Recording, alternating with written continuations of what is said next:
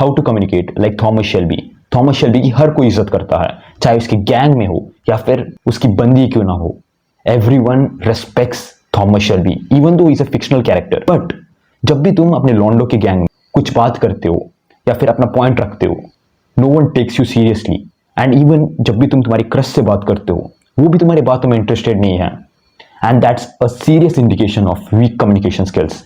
But DDPS formula की मदद से, जो कि मैंने थॉमस शेल्बी को एनालाइज करके बनाया है, that will improve your communication skills and you will be respected like Thomas Shelby, अगर तुम इन सारी चीजों को इंप्लीमेंट करते हो तो। सो ये वीडियो सिर्फ और सिर्फ सेल्फ इंप्रूवमेंट नोट्स के लिए है। Let's begin. पहली चीज, अगर तुमसे कोई डीप वॉइस से बात कर रहा है तो क्या तुम उसकी बात सुनोगे? तुम उसकी बात काफी से अटेंटिवली और ध्यान से सुनोगे। एंड यही है हमारा पहला अल्फाबेट यानी कि डी, यानी कि डीप वॉइस। थॉमस शेल्बी की वॉइस इतनी ज्यादा अट्रैक्टिव इसलिए है क्योंकि वो डीप है। एंड सबसे सैडेस्ट पार्ट ये है कि ऑलमोस्ट मेजोरिटी मर्दों की वॉइस डीप होती है, बट जस्ट बिकॉज उनको डायफ्राम से बात नहीं करनी आती, they lose their deep voice. And इसको डेवलप करने के लिए सिंपली ये तुम्हें दो तीन चीजें करनी है, क्योंकि जैसे ही तुम डीप वॉइस को डेवलप करोगे तुम और ज्यादा अट्रैक्टिव बनोगे, specially for women as well as तुम्हारे बाकी दोस्तों के लिए भी। लोग कान फाड़ के तुम्हारी बात सुनेंगे जब तुम्हारी वॉइस अट्रैक्टिव होगी।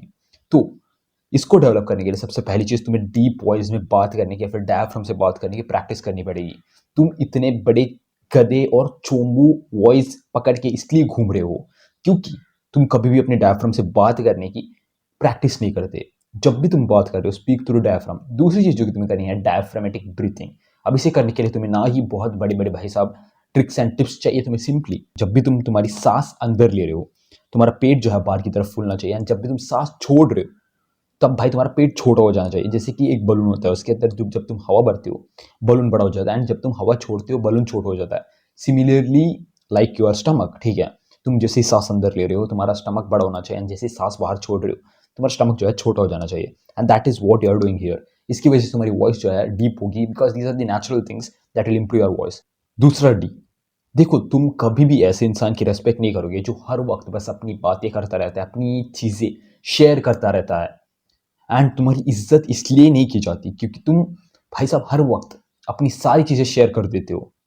सबसे पहले इसमें दिक्कत यह है कि लड़कियों में भाई साहब मिस्ट्री खत्म हो जाती है, and girls really love mystery. वो नहीं चाहते कि भाई तुम्हें सारी चीजें एकदम से पता चल जाए। तुम्हें मजा आएगा अगर तुम्हें भाई किताब के बारे में सारी चीजें या फिर मूवी के बारे में तुम्हें सारी चीजें बताओ। तुम क्या भाई 200 रुपए दे के टिकट लेके पॉपकॉर्न खरीद के तुम मूवी देखने जाओगे? ऑफ कोर्स नॉट, बिकॉज तुम्हें इसमें मजा नहीं आएगा, तुम्हें ऑलरेडी स्टोरी पता है। सिमिलरली अगर तुम थोड़ा थोड़ा करके स्टोरी दोगे वो अलग चीज है, बट अगर तुम पहले ही खुली किताब बन के जा रहे हो, no one gives a damn about you. And सबसे डेंजरस पर्सन वही होता है जो कि भाई साहब एक्चुअली मिस्टीरियस है, क्योंकि तुम नहीं जानते कि वो किस किस्म का आदमी है, उसका वीकनेस के बारे में तुम्हें नहीं पता। तुम्हारी गलती यहाँ पर होती है कि तुम सारे कुछ भाई अपने एक्स से लेके भाई सारे अपने वीकनेसेस उगल देते हो, एंड इसी वजह से लोग तुम्हारा फायदा उठाते हैं एंड तुम्हें कोई रेस्पेक्ट नहीं करता।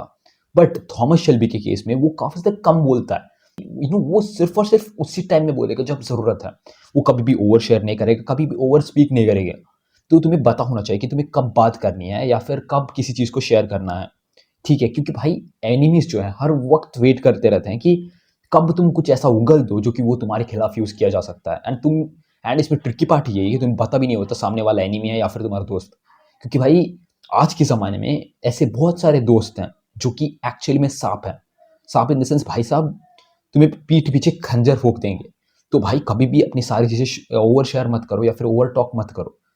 सिमिलर टू थॉमस शेल्बी जैसे भाई अपनी काम कंपोज्ड आइडेंटिटी मेंटेन करता है, सिमिलरली तुम्हें कभी भी ओवर शेयर नहीं करना, ठीक है। जब भी जरूरत है तब बात करो, and that is our second D which is don't over share. तीसरी चीज जो कि है हमारा पी, यानी कि पॉज एंड टॉक।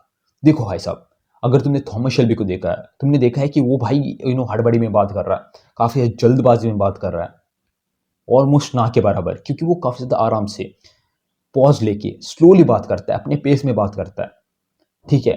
जब भी शेर जो है वो अपने पेस में चलता है, जब भी चलता है, जब भी मैस्कुलिन लोग होते हैं ना वो अपनी पेस में चलते हैं।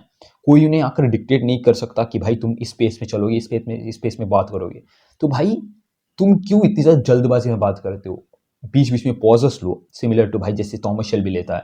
तो ये सारी जो चीज़ें हैं दैट इज लर्नेबल थिंग्स, ठीक है, जो कि तुम्हें इंस्टेंटली लाइकेबल और रेस्पेक्टेबल बना देता है।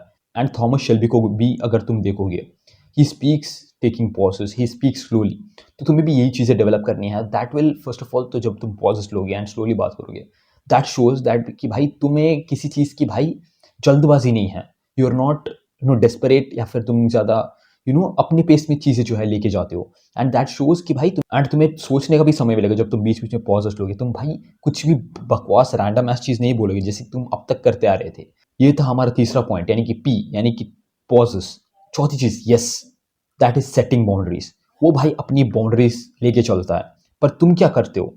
तुम भाई, तुम्हारा कोई बाउंड्री नहीं है, कोई भी तुम्हें भाई सब डांट के चला जाता है, कोई भी तुम्हें कुछ भी कह के चला जाता है। भाई तुम एक मजाक बन चुके हो, लिटरली लोग तुम्हारा मजाक तुम्हारे सामने उड़ा के जाते हैं, एंड तुम क्या करते हो? हंस लिया। भाई ये बिल्कुल मत करना।